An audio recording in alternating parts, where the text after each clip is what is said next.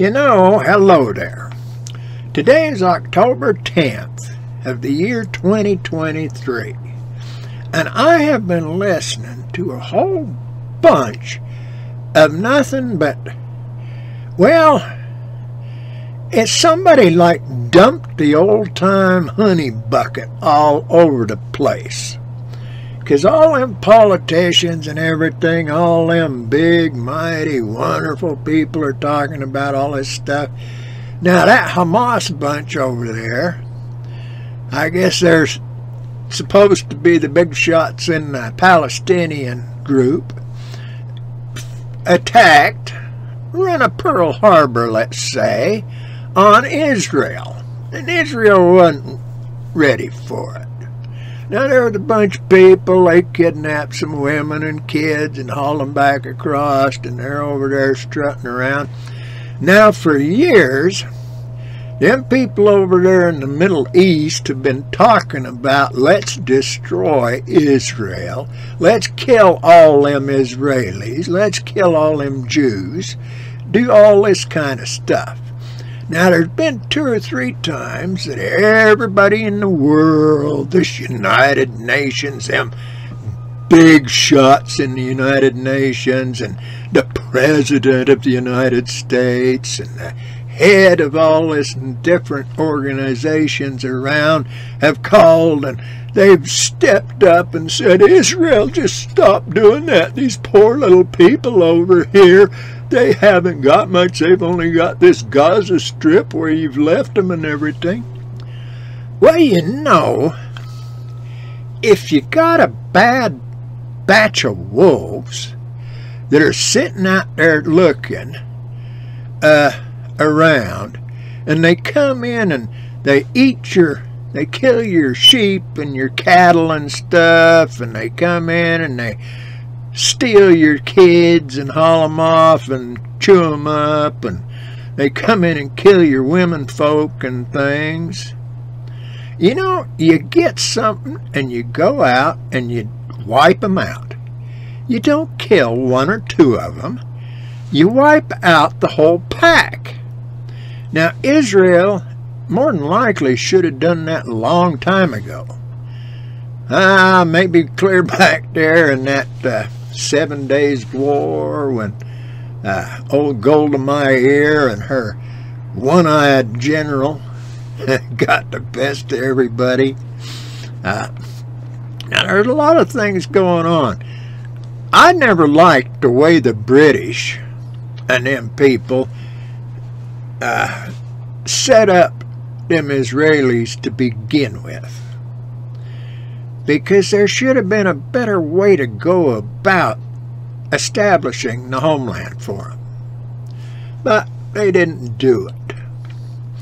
Now, if you get into the Bible, that there feller Joshua, when Moses herded them off across the Jordan River there into that land, that promised land, they was told to kill everybody that was in that area. God was giving it to them. Well, that Joshua and them fellers, they didn't do that. Then you get in, you go down, you read all these stories about Samson and Delilah and all this other stuff, these things where there was John and chewing and killing and fighting going on back and forth. Well, I'm a Westerner, and I was taught way back when I was a kid, you don't get into a fight unnecessarily. If you ain't got a reason to fight, don't fight. But if somebody attacks you and you got to fight, you don't stop fighting until they don't have any means left, or will, or physical capability to come back and attack you again for a long, long time. Now, we've all forgot that. Just look back there at that Korea. Now, there was a feller, that there General MacArthur, he saw the thing behind that was China. Well, he wanted to go across the river and push China back, But instead of that, we wound up with this here 38th parallel or whatever it is over there in that country, and we're still screwing around with that.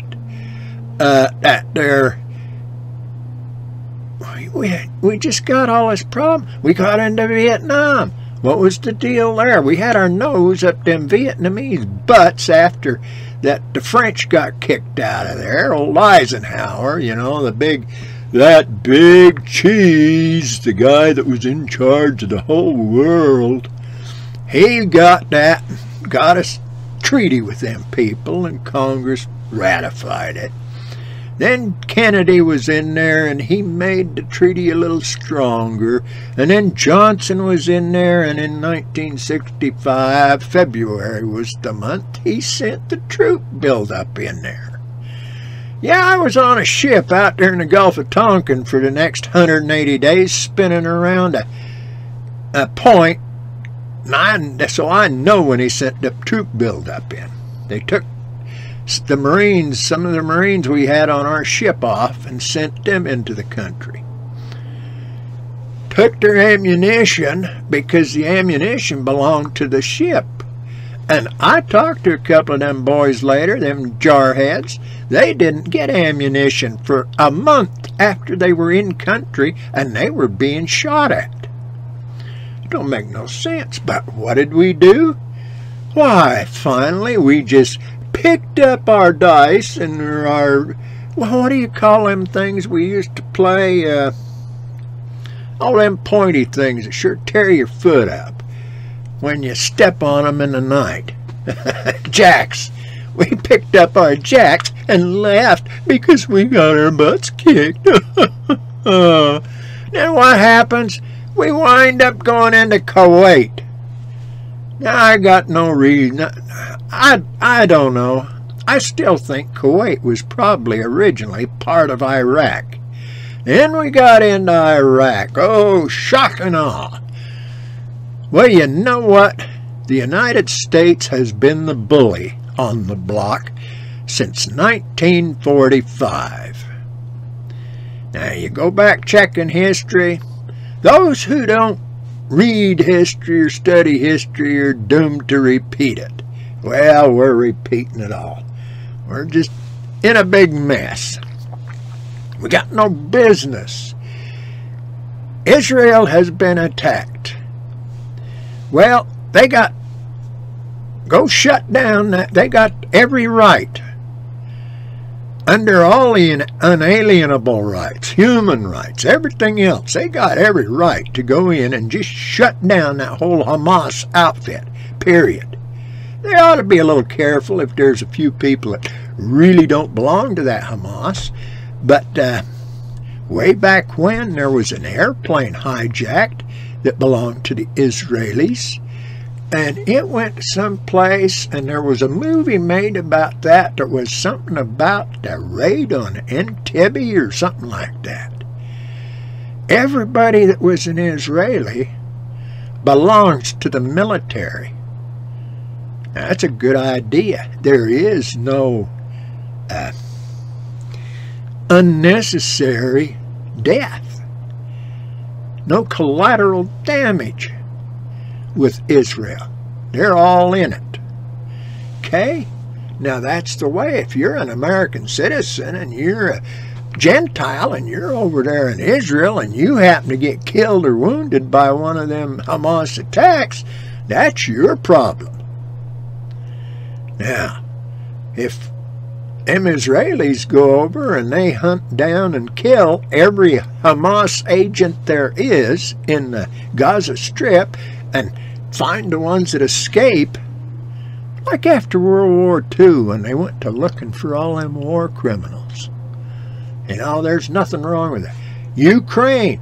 Why is the United States killing Russians? It's not the Ukrainians.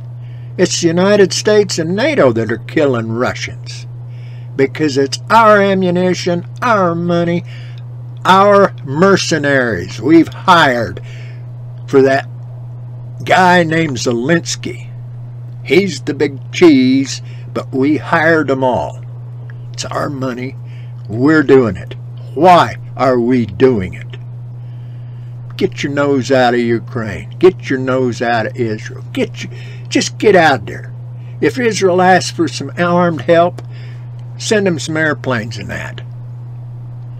We sure as hell sent enough to Ukraine for our own purposes to keep our illegal, toxic chemical plants going. I don't know. Well, I'm going to let you go there. and this will probably get me kicked off of YouTube, but that's okay. I'll find, maybe I'll go figure out how to get on Rumble with that Brand feller. I kind of like listening to him. Okay, well, anyway, may God bless y'all. Think about those things. Think about what's right and what's wrong. Consider it. And I'll talk to you again. May God bless you.